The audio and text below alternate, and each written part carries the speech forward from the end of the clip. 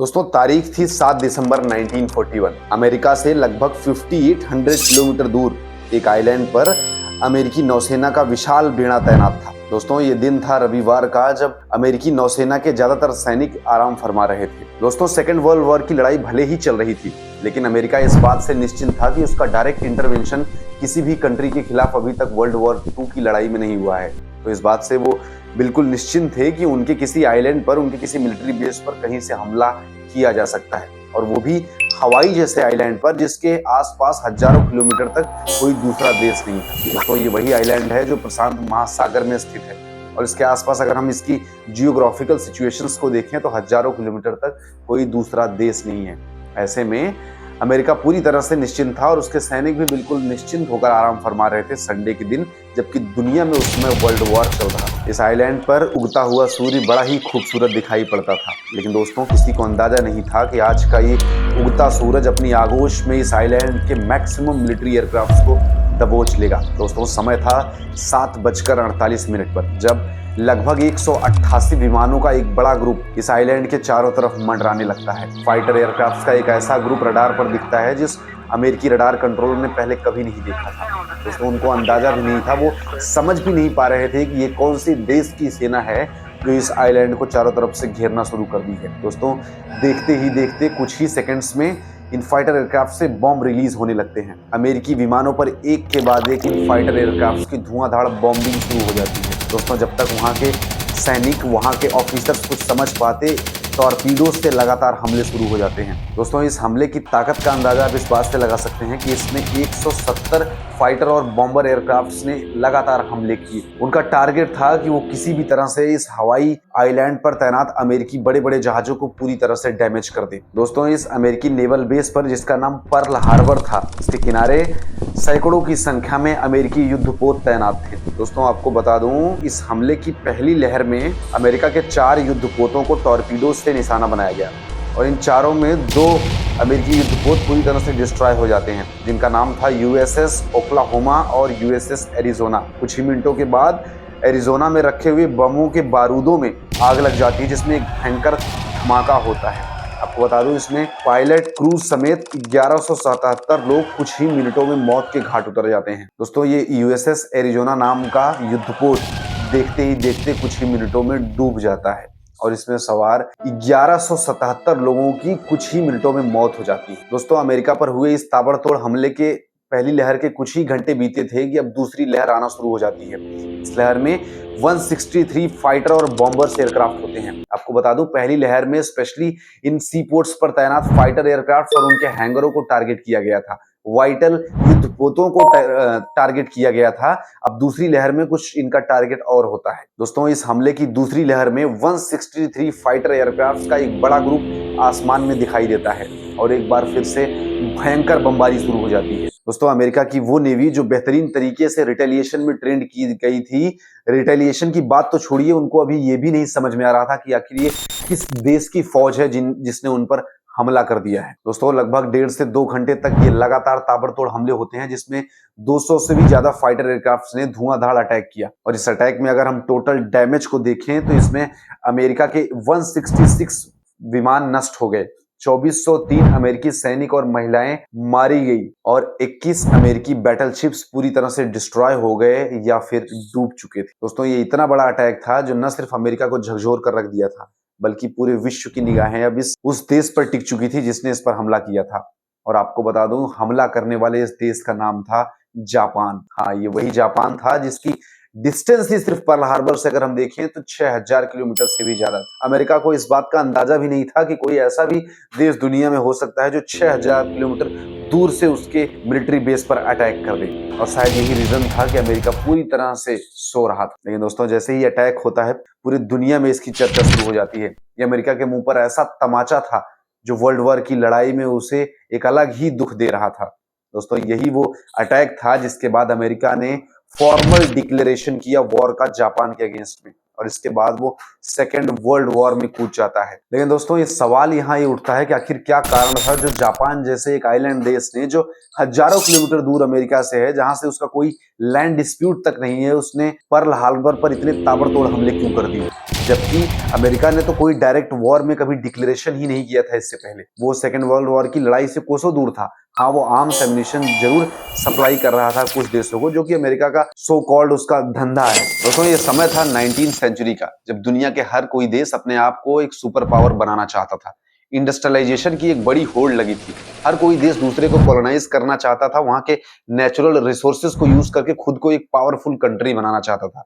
ये कुछ वैसे ही हो रहा था जैसे यूरोपियन कंट्रीज, ब्रिटेन जैसे, फ्रांस जैसे देशों ने अलग अलग देशों को कॉलोनाइज किया था जो साउथ ईस्ट एशिया के थे, और उनसे नेचुरल रिसोर्सेज को यूज करके अपने यहाँ ले जाकर के अपने कारखानों में ले जाकर उनको रिफाइन करते थे, और उसके बाद पूरी दुनिया में उसको एक्सपोर्ट करते थे हाई रेट पर, और भारी मुनाफा कमाते थे।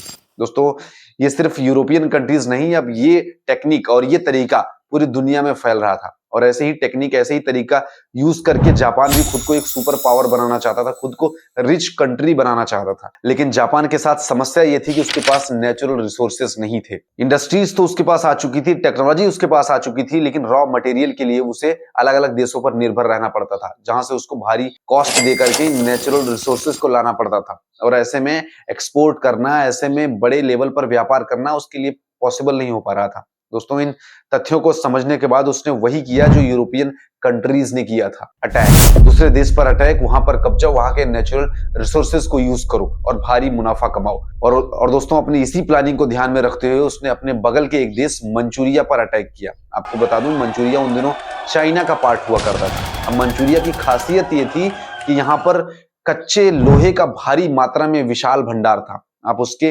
भंडार का अंदाजा इस बात से लगा सकते हैं कि आज मंचूरिया का वो क्षेत्र दुनिया में दूसरा सबसे बड़ा रॉ आयरन का प्रोडक्शन करता है। लगभग 2.5 लाख रॉ आयरन का प्रोडक्शन हर साल आज की डेट में होता है, तो सोचो उस समय कितना बड़ा भंडार रहा होगा, जो अभी भी प्रतिदिन 2.5 लाख टन से भी ज्यादा आयरन को वो प्रोडक्ट कर रहा है। और दोस्तों इंडस्ट्रियलाइजेशन में तो सबसे बड़ा अगर मटेरियल को यूज होता है तो वो होता है लोहा, और इसी लोहे को आपूर्ति को पूरा करने के लिए जापान ने मंचूरिया पर अटैक कर दिया।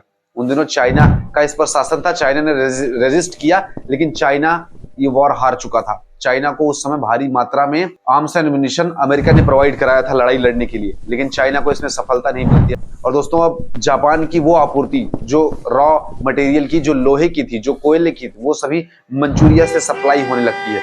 इन सब का यूज जापान करता है हैवी मात्रा में, भारी मात्रा में आर्म्स एंड एम्यूनिशन प्रोडक्शन करने के लिए। बड़ी बड़ी इंडस्ट्रीज लगाता है, कारखाने लगाता है, और जापान एक तेजी से डेवलपमेंट की तरफ बढ़ने लगता है। इस बात से अमेरिका नाराज हो जाता है। दोस्तों ये आप ध्यान दीजिएगा, वर्ल्ड पॉलिटिक्स, जब भी किसी देश में भारी मात्रा में प्रोडक्शन होता है, जब भी उस देश का विकास बढ़ने लगता है, तो सबसे पहली नजर उस पर अमेरिका की पड़ती है, क्योंकि अमेरिका को डर होता है कि कहीं उससे ज्यादा विकसित कोई दूसरा देश ना हो जाए, उससे ज्यादा पावरफुल कोई दूसरा देश ना हो जाए। और अपनी इसी स्ट्रेटेजी का उस समय भी फॉलो किया अमेरिका ने, और जापान पर कई सारे सैंक्शंस लगा दिए। आपको बता दूं जापान भले ही कच्चे आयरन, कच्चे लोहे का उत्पादन मंचूरिया से कर रहा था, लेकिन फ्यूल उसके पास नहीं थे। फ्यूल के लिए नहीं किसी देश पर उसने अभी तक कब्जा किया था, और नहीं जापान के पास खुद उसका फ्यूल था। ऑयल नहीं थे। इंडस्ट्रीज चलाने के लिए दोस्तों उन दिनों भारी मात्रा में तेल की जरूरत थी। आप भी जानते हैं आज भी अगर कोई इंडस्ट्री चलती है तो उसमें भारी मात्रा में डीजल, पेट्रोल की जरूरत पड़ती है, और इसकी पूर्ति करने के लिए उन दिनों जापान को अमेरिका पर निर्भर रहना पड़ता था। आप अंदाजा इस बात से लगा सकते हैं कि टोटल ऑयल रिक्वायरमेंट का जापान लगभग 94% ऑयल अकेले अमेरिका से इंपोर्ट कराता था। और अमेरिका को पता था कि अगर उसने अपने ऑयल एक्सपोर्ट पर जापानीज के लिए बैन लगा दिया तो इसकी इंडस्ट्री बिना मारे टूट जाएगी, वहां में भयंकर बेरोजगारी आएगी, जापान अपने आप में गिरना शुरू हो जाएगा। और ऐसे में कमजोर जापान को मजबूर होकर मंचूरिया से अपनी फौज विड्रॉ करनी पड़ेगी। उसको हम पहले कमजोर करेंगे और उसके बाद उस पर अटैक करके उसके जो मंचूरिया साम्राज्य है इस पर अपना अधिकार कर लेंगे। ये स्ट्रेटेजी थी उन दिनों दोस्तों अमेरिका की। ये बातें जापानीज समझते थे कि आगे क्या होने वाला है, और इन्हीं कंडीशन को ध्यान में रखते हुए अब जापान में एक प्लानिंग बनने लगती है अटैक करने की।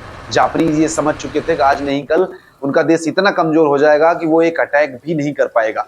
तेल का प्रोडक्शन होगा नहीं, तेल उनके पास होगा नहीं, तो भला अटैक किससे होगा। और इन सबको ध्यान में रखते हुए दोस्तों जापानीज अब ढूंढना शुरू कर दिए एक ऐसे देश को जहां पर भारी मात्रा में ऑयल रिजर्व हो।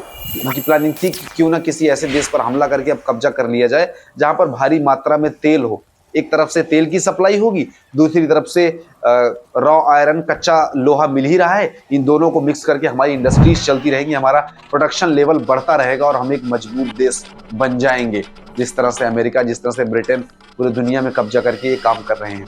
आप एक तरह से कह सकते हैं यहाँ पर रिसोर्सेस को लूटने की होड़ लगी हुई थी। ये युद्ध भले ही दुनिया को दिख रहा था, लेकिन एक्चुअल लड़ाई यहाँ रिसोर्सेस को लूटने की थी। और ऐसे में दोस्तों जापान में एक प्लानिंग बनती है साउथ ईस्ट एशिया के जो ऑयल रिच कंट्रीज हैं उन पर कब्जा करने की। इन कंट्रीज को अगर हम आज की डेट में हम देखें तो इनके नाम हैं फिलीपींस, गुआम, मिडवे आइलैंड, वैक द्वीप, मलाया, हांगकांग। ये वो देश हैं दोस्तों जहां पर आज भी अगर हम देखें तो ऑयल प्रोडक्शन भारी मात्रा में होता है। जापान का टारगेट था कि किसी तरह से इन देशों पर कब्जा कर लिया जाए और उसकी ऑयल आपूर्ति पूरी हो जाए। दोस्तों उन दिनों इन देशों पर ब्रिटेन और अमेरिका का सम्मिलित रूप से शासन हुआ करता था। साल 1937 में अमेरिका ने जापान पर सैंक्शन लगाया और साल 1940 में अमेरिका ने अपने नौसेना का एक बहुत बड़ा बेड़ा शिफ्ट कर दिया इस पर्ल हार्बर पर।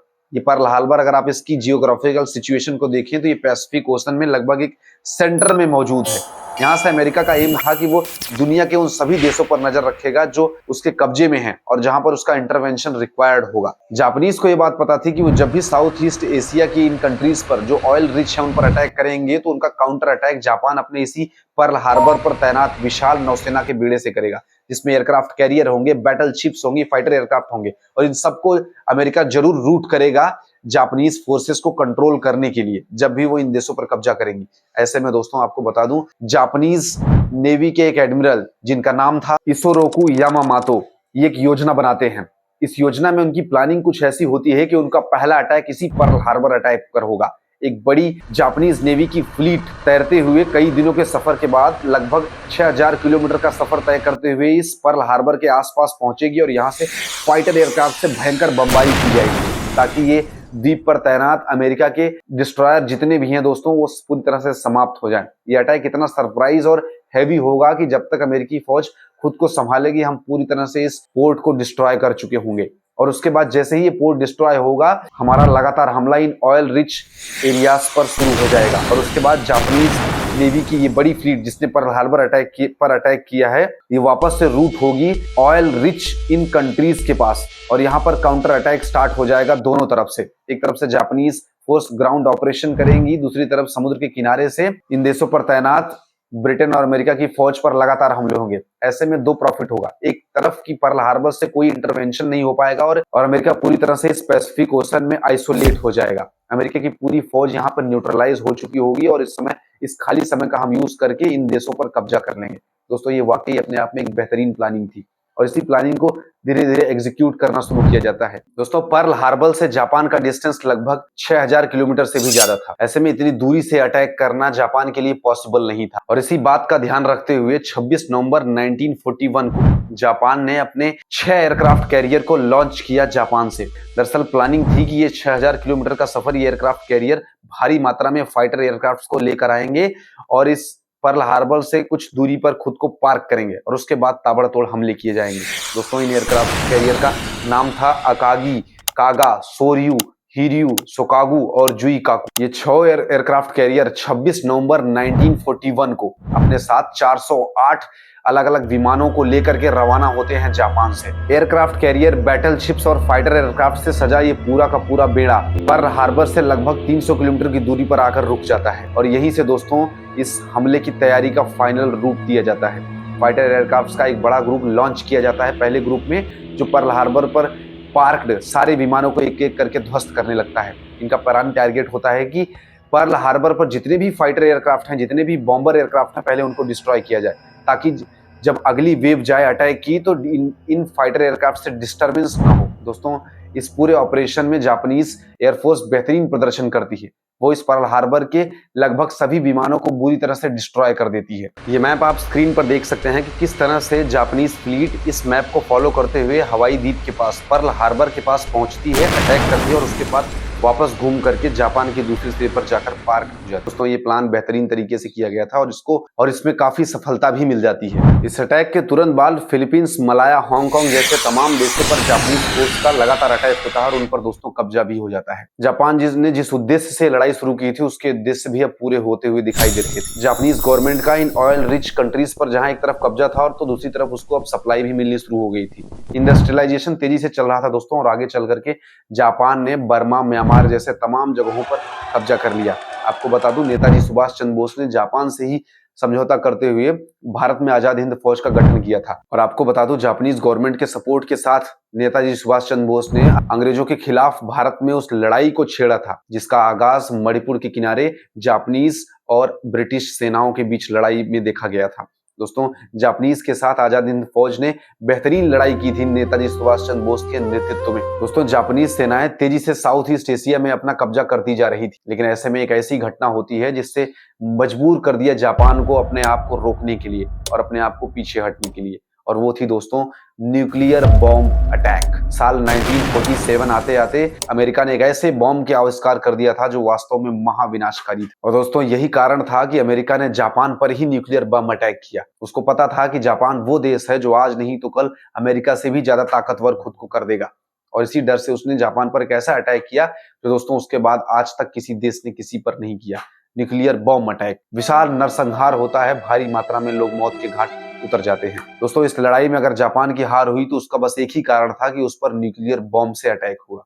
मजबूरन जापान को पीछे हटना पड़ता है। दोस्तों आज भले ही अमेरिका खुद को सुपर पावर बनाने की होड़ में पहले नंबर पर खड़ा कर चुका है, लेकिन ये बात नहीं भूलनी चाहिए कि जापान वो देश है जिसने खुद को जमीनी स्तर से ऊपर उठा करके न जाने कितनी ऊंचाइयों पर पहुंचा दिया था। अगर हम अभी की कंडीशन देखें तो हमारे देश में जो बुलेट ट्रेन प्रोजेक्ट है उसका भी ठेका जापानीज कंपनी ने ही लिया है। इनकी टेक्नोलॉजी बेहतरीन होती है दोस्तों, इनकी स्ट्रेटेजी बेहतरीन होती है और ये अपने आप में बड़े ही प्रोफिशिएंट होते हैं अपने कामों में। और यही कारण है कि आज जापान ने भले ही न्यूक्लियर बॉम्ब पर हमला हुआ था उसके ऊपर, लेकिन आज भी वो बेहतरीन डेवलप इकोनॉमी बन चुका है और आज खुद को उन विकसित देशों की श्रेणी में कर चुका है जिनकी संख्या बहुत ज्यादा नहीं। दोस्तों अगर न्यूक्लियर बॉम्ब के बारे में और डिटेल में आप जानना चाहते हैं तो मैंने पहले ही एक वीडियो बनाया है, आप जाकर चैनल पर इसे जरूर देखें।